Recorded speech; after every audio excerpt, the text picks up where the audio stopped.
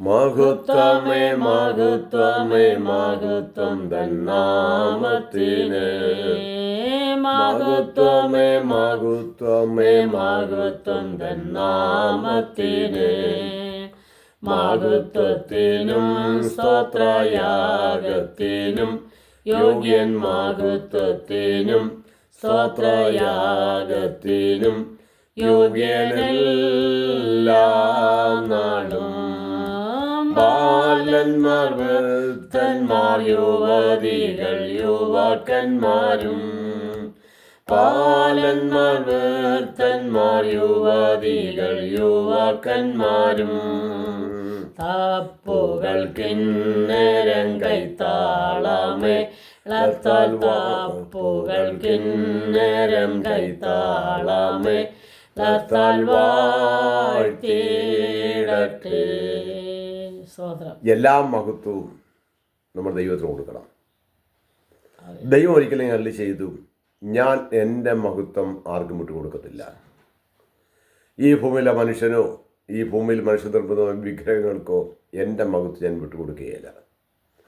എല്ലാത്തിൻ്റെയും മഹത്വത്തിന് യോഗ്യൻ നമ്മുടെ ദൈവമാണ്. ആരൊക്കെ ദൈവത്തെ മഹത്വപ്പെടുത്തണം? പാടിയതുപോലെ ബാലന്മാർ, വൃദ്ധന്മാർ, യുവതികൾ, യുവാക്കന്മാർ, ആകാശം, നക്ഷത്രം, ഭൂമി, ദൂതന്മാർ, എന്തെല്ലാം ഉണ്ടോ അവരെല്ലാം ദൈവത്തെ സ്തുതിക്കണമെന്നും ദൈവത്തിന് മഹത്വം കൊടുക്കണം എന്നും ദൈവം ആഗ്രഹിക്കുന്നു.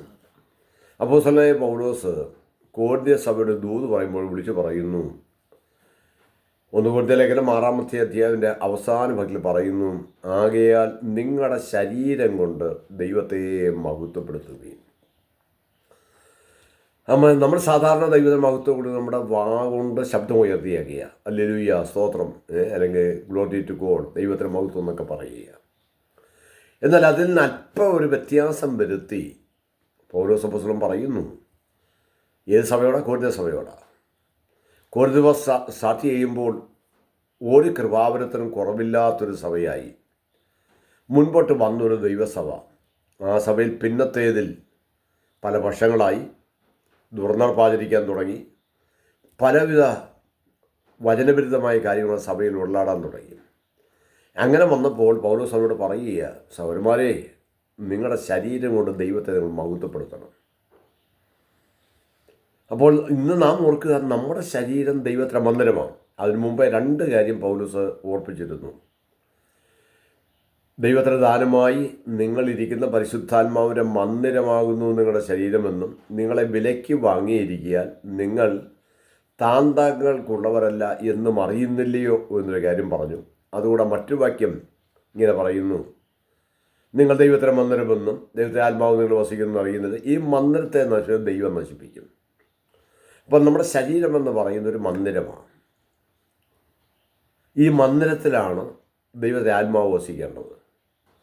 പൗലോസ് പോലെ കൂടാരമാകുന്ന ഞങ്ങളുടെ ഭൗമോനം അഴിഞ്ഞു പോയാൽ, അപ്പോൾ അഴിഞ്ഞു പോകുന്ന താൽക്കാലികമായ ഒരു കൂടാരമാണ് നമ്മുടെ ശരീരം.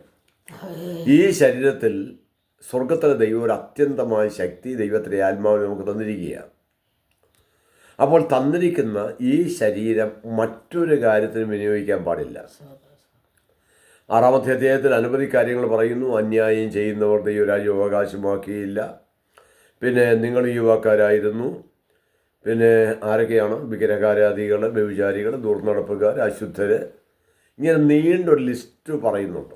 ഇങ്ങനെ ചെയ്യുന്നവർക്കൊന്നും ദൈവരാജ്യം അവകാശമാക്കാൻ കഴിയുകയില്ല. പിന്നെ വേശ്യയോട് പറ്റിച്ചേരുന്നവൻ അവളുമായിട്ട് ഏക ശരീരമാകുന്നു, ദുർനടപ്പ് കുറ്റങ്ങളിൽ നിന്ന് ഓടണം. അപ്പം നമ്മുടെ ശരീരം കൊണ്ട് ചെയ്യാവുന്ന അനവധി ദോഷങ്ങളുണ്ട്.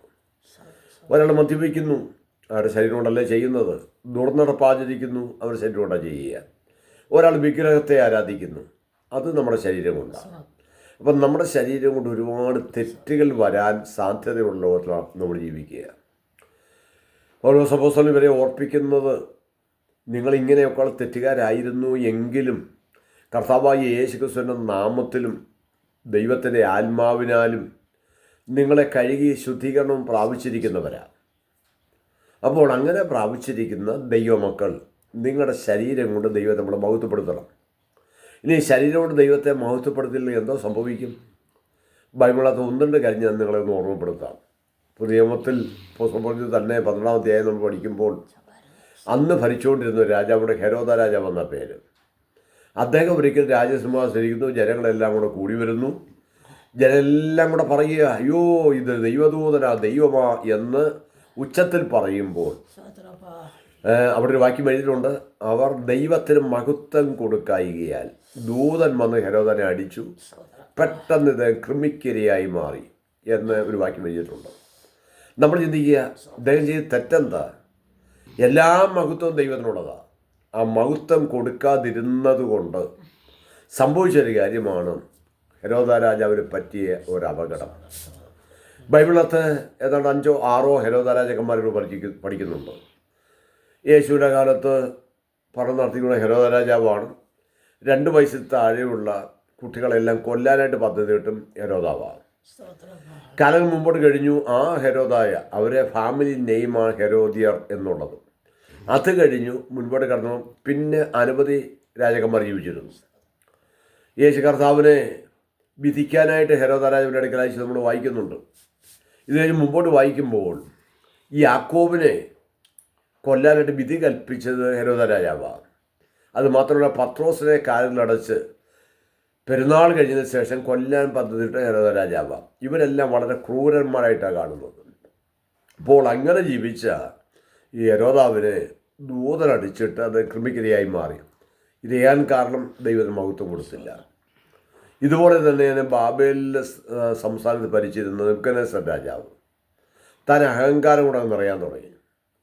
ഒരു ദിവസം തൻ്റെ മട്ടിപ്പാവിലാകുമ്പോൾ, ഞാൻ എൻ്റെ ധനമാഹാത്മ്യത്തിനായി പണിതിരിക്കുന്ന മഹതിയാം ബാബിലോൺ അല്ലയോ എന്ന് പറഞ്ഞ് അഹങ്കരിക്കുകയും ദൈവത്തിന് കൊടുക്കാൻ മഹത്വം കൊടുക്കാതിരിക്കുകയും ചെയ്തു. പെട്ടെന്ന് ധനസുബോധം നഷ്ടപ്പെട്ടവനെ പോലെ ഇതാണ്ട് നീണ്ട 7 വർഷക്കാലം താനൊരു മൃഗതുല്യനായി മാറിയത് അവിടെ എഴുതിവെച്ചിട്ടുണ്ട്.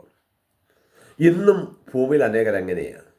ദൈവത്തിന് കൊടുക്കേണ്ട മഹത്വം നമ്മൾ കൊടുക്കാതെ പോയാൽ നമ്മൾ സാധാരണ മൃഗങ്ങളെ പോലെയാണ്. മൃഗം ജീവിക്കുന്ന പോലെ അവർ ജീവിക്കും. നമുക്കറിയാം, മൃഗത്തിന് ഒന്നാമത്തെ കാര്യം വിവേകമില്ല, ആത്മാവ് ഓർക്കില്ല.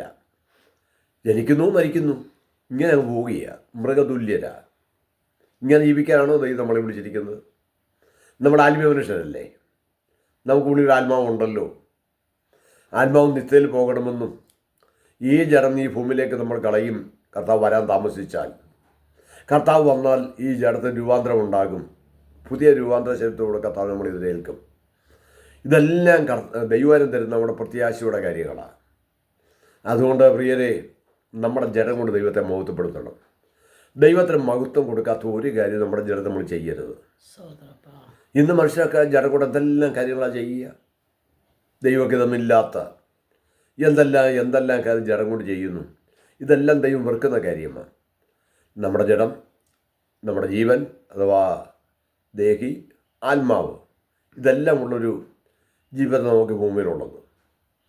ഈ ജഡം മരിക്കുന്ന പറയും ജഡം നമുക്ക് ആവശ്യമാണ്. ഈ കൂട് വിട്ടിട്ട് നമ്മുടെ ദിവസം പറന്നു വരും. അതിന് ദിവസങ്ങൾ ആസന്നമായി. അപ്പോൾ നമ്മളിപ്പോൾ ജീവിക്കുമ്പോൾ ചെയ്യാനുള്ളൊരു ആഹ്വാനം ഞാൻ നിങ്ങളെ ഓർമ്മപ്പെടുത്തുകയാണ്.